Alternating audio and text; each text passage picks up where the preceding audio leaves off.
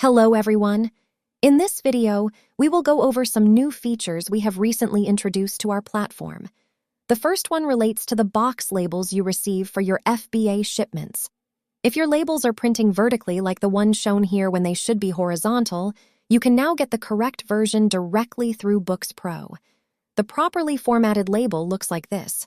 To get it, simply click the Print Box Labels button where you normally download your labels, select Other, and choose the first option at the top.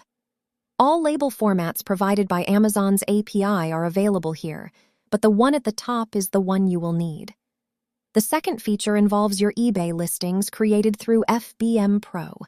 When products are listed on eBay, the platform pulls product photos from eBay's catalog. If eBay does not provide a photo, we use a generic placeholder image instead. We have now added a second placeholder option. Let us take a quick look at both.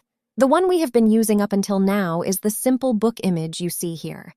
If you go in and change the default image to Ask for Images, you will see a graphic of an open book with the text, Ask for Images, displayed on it.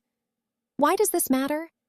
There is a strong culture on eBay of buyers requesting product photos, and listings with better images tend to sell more easily. This placeholder encourages that interaction.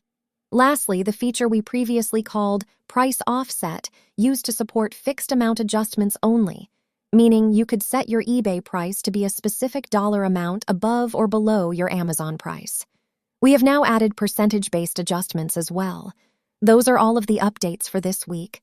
We will continue rolling out new features to the platform. We hope you found this helpful. See you in the next one.